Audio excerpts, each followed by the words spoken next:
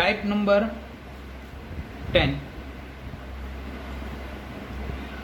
debtors turnover ratio, meaning this ratio is known as receivable turnover ratio. આમનું બીજું નામ જે છે એ રિસીવેબલ ટર્નઓવર રેશિયો. એક્ઝામના અંદર રિસીવેબલ ટર્નઓવર રેશિયો પૂછે, it means ડેટર્સ turnover ratio. Okay, ડેટર્સ turnover ratio એટલે શું? ફર્સ્ટ થિંગ, ડેટર્સ એટલે શું? ડેટર ઇટ મીન્સ કે આપણે જેના પાસેથી પૈસા લેવાના છે, it means ડેટર. Okay, bills receivable and ડેટર્સ is equal to bills receivable plus debtor is equal to trade receivable. Trade receivable is equal to debtor plus bills receivable.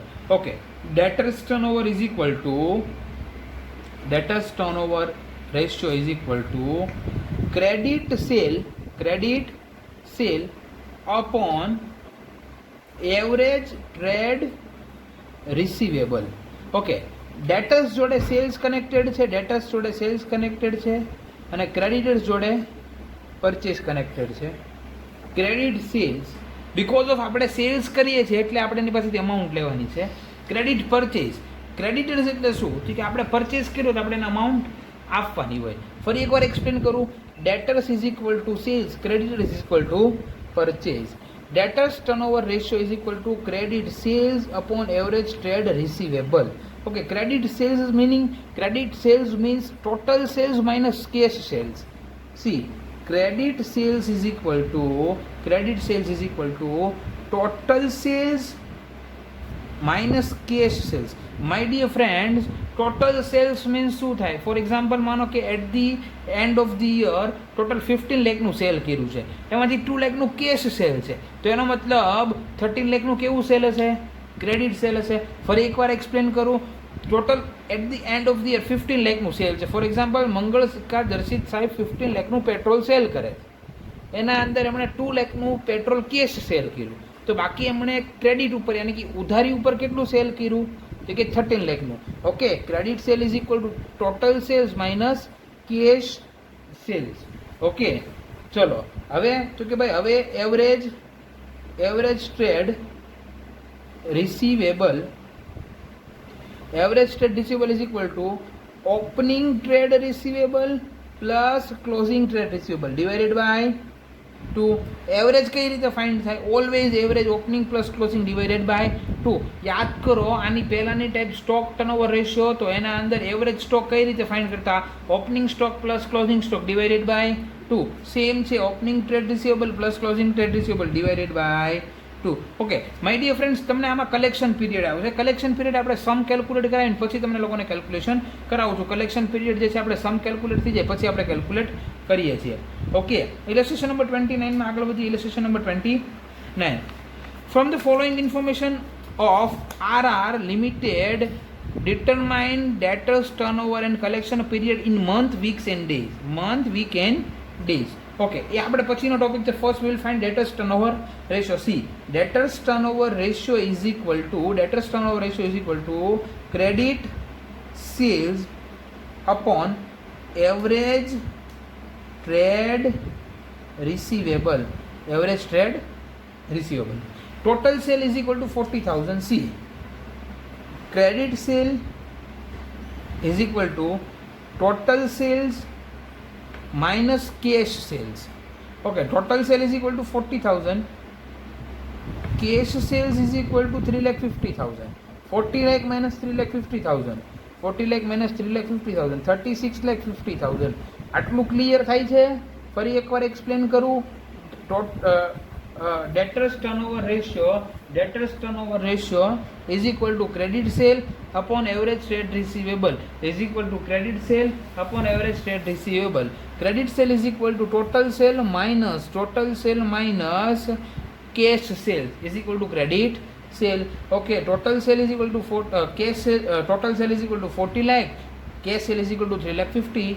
Okay, यानी कि credit sale is equal to 36,50,000. Okay, then we will find average trade receivable. Average trade receivable is equal to average trade receivable is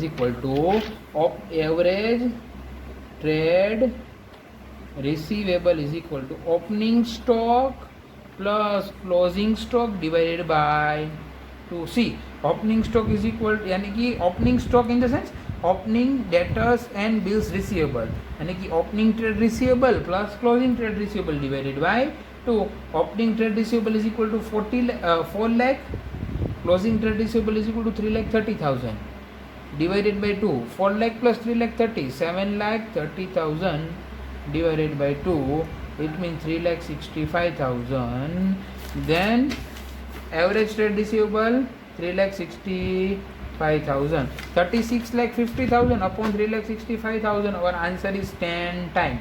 10 times. See, આપણને ડેટર્સ turnover ratio જે છે એ find થઈ ગયો, but we will find collection period in month, weeks and days. First we will find month, then weeks and days. Okay, month, week and days. તમારો જે answer આવ્યો છે એ answer જે છે એ મંથ એટલે ઇન યર કેટલા મંથ હોય 12, તો એ આન્સર તમારે ડિવાઈડ કરવાનો. આનો મતલબ કે લગભગ 1.2 મંથે તમારું પેમેન્ટ ક્લિયર થાય છે. વીક આખા યરમાં 52 વીક હોય છે, ડિવાઇડેડ બાય 10 આપણો જે આન્સર છે એનો મતલબ આપણું કલેક્શન 55.2 વીકે ક્લિયર થાય છે. અને ડેઝ 365 અપોન 10 યાની કે આપણું કલેક્શન લગભગ 36.5 યાની કે 37 ડેઝે આપણને આપણી અમાઉન્ટ મળે છે. ઓકે, એના પછી સેમ સમ છે. Okay, same sum in the sense કે તમારે લોકોને જે છે ડેટર્સ ટર્નઓવર ફાઇન્ડ કરવાનો છે. Debtors turnover ratio is equal to debtors turnover રેશિયોનું ફોર્મ્યુલા શું? તો કે સર સિમ્પલ છે, credit sales upon average trade receivable. Okay, see my dear friends, first of all will find credit sales. Okay, આપણને information આપી છે cost of good sold કેટલું છે 48 lakh plus gross profit 12 lakh. Okay, જો હું સેલ્સ મારે ગોતવું હોય તો ભાઈ મને જે વસ્તુ મેં સેલ કરી મને કેટલામાં પડી? તો કે ભાઈ મને પડી 48 લાખમાં. Okay, plus trade plus gross profit, એના ઉપર મેં પ્રોફિટ કેટલો લીધો? તો કે ભાઈ મેં પ્રોફિટ લીધો 12 લાખ. તો ટોટલ 48 લાખ પ્લસ 12 લાખ એટલે કેટલા લાખ થયા? 60. એટલે ટોટલ મારું સેલિંગ કેટલું થયું? કે ટોટલ મારું સેલિંગ જે છે ટોટલ સેલ કેટલું થયું? કે ટોટલ સેલ 60 થયું. તો સર આપણે ટોટલ સેલનું અહીંયા શું કામ છે? માય ડિયર ફ્રેન્ડ્સ, આપણે અહીંયા ક્રેડિટ સેલ ફાઇન્ડ કરવાનું છે. શું ફાઇન્ડ કરવાનું છે? Will find credit sale. Credit sale is equal to total sale minus cash sale. Cash sale તો મને અહીંયા આપ્યું જ છે. કેશ સેલ કેટલું આપ્યું છે? તો કે ભાઈ મને કેશ સેલ અહીંયા આપ્યું છે 12 લાખ. કેટલા આપ્યું છે?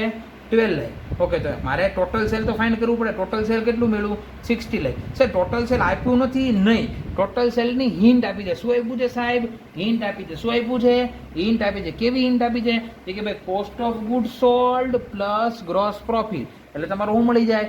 જો દર્શિતનું એક્ઝામ્પલ આપું છું તો એ એક્ઝામ્પલ જ કન્ટિન્યુ રાખું કે ભાઈ એને જે છે એ 48 લાખનું પેટ્રોલ જે છે એનું રો મટીરિયલ આવ્યું પ્લસ એમને 12 લાખ એનું પ્રોફિટ એડ કર્યો. ટોટલ એમને પેટ્રોલ કેટલામાં સેલ કર્યું? 60 લાખમાં. એ 60 લાખમાંથી કેશ સેલ કેટલું છે? 12 લાખ. તો હજી એની પાસે જે છે ક્રેડિટ સેલના કેટલા બચ્યા? 48 લાખ. એટલે ક્રેડિટ સેલના બચ્યા 48 lakh. Okay, average trade receivable. Okay, average trade રિસીવેબલમાં આપણે શું કરીએ છીએ? કે sir opening trade receivable plus closing trade divided by 2 એટલે 2,30,000 plus 1,70,000 divided by 2. 4 lakh divided by 2. It means answer is 2 lakh. સમજાય છે કે નહીં? Answer is 2 lakh. ઓકે, એટલે સિમ્પલ તમારો આન્સર આવ્યો 24 ટાઈમ.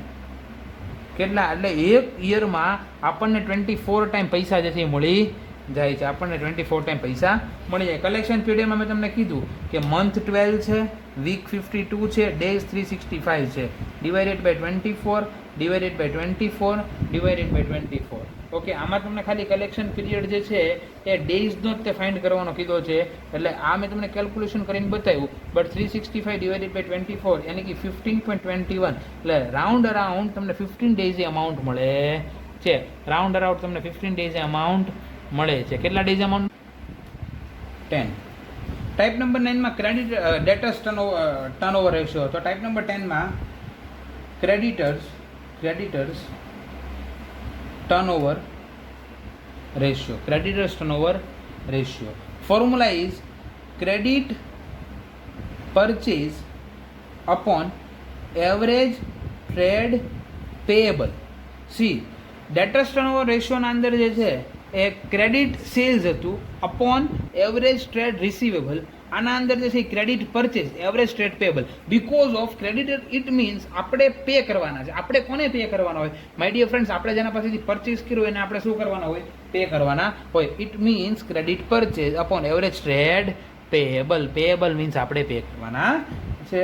ઓકે, સેમ છે કે ભાઈ ક્રેડિટ પરચેસ કઈ રીતે મળે? કે ભાઈ simple, total purchase is equal to credit purchase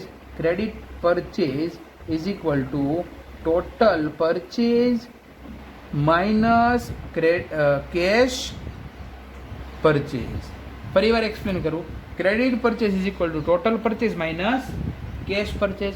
ફરી એકવાર એક્સપ્લેન કરું. Credit purchase is equal to total purchase minus credit sale is equal to total sale minus cash cell.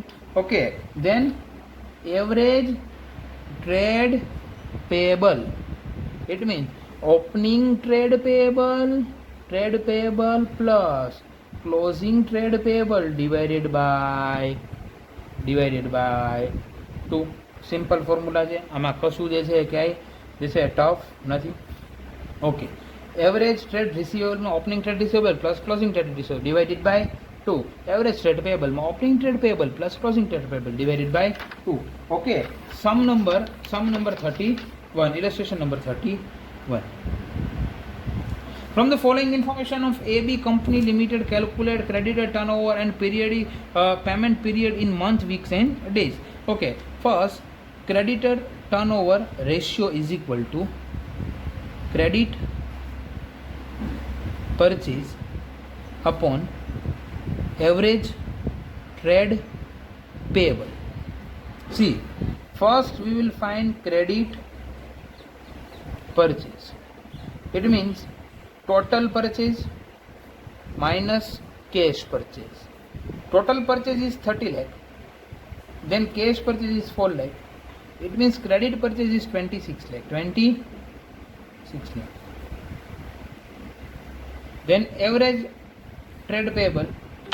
Average trade payable is equal to opening trade payable plus closing trade payable divided by 2. It means 3,60,000 plus 480 divided by 2. 360 plus 480 divided by 2, it means 4,20,000. Okay, 26 lakh divided by 4,20,000. Answer is 6.90 time. Okay my dear friends, તમને જે છે એ period જે છે month, week and ડેઝમાં આપ્યો છે. એટલે તમારે લોકોને જે છે 12 month, 52 week and 365 days upon 6.19 and 6.19 round around તમારો બિઝનેસ જે છે પેમેન્ટ લગભગ 2 મહિને કરતો હોય છે, 8.40 વીકે કરતો હોય છે અને 59 ડેઝે જે છે એ તમારો બિઝનેસ બીજાને પેમેન્ટ કરે છે. My dear friends, illustration number 32 same છે. હોમવર્કના અંદર સાંભળી લેજો વ્યવસ્થિત. હોમવર્કના અંદર તમારે લોકોને એક્સરસાઇઝમાં sum number 4 page number 246 to sum number 19 to sum number 19 page number 249. It means 4, 5, 6, 7, 8, 9, 10, 11, 12, 13, 14, 15, 16, 17, 18 and 19 આટલા સમ કેલ્ક્યુલેટ કરવાના છે. વિડીયોમાં બતાવું છું. સી 4 to 19 એટલે બધા સમ તમારે કેલ્ક્યુલેટ કરીને આવતીકાલે મને મોકલવાના છે. આ ચેપ્ટરની ટેસ્ટ ગમે ત્યારે લેવાશે. ઓકે, હું તમને જે છે જેમ સરપ્રાઇઝનો મેસેજ નાખ્યો તો એવી રીતે મેસેજ નાખીને લઈ લઈશ. આવતીકાલે ન્યૂ ચેપ્ટર સ્ટાર્ટ કરશું. ઓકે, કયું ચેપ્ટર સ્ટાર્ટ કરવું છે એ મને જે છે તમે લોકો પહેલાંમાં ઇન્ફોર્મ કરજો ગ્રુપમાં. Thank you very much.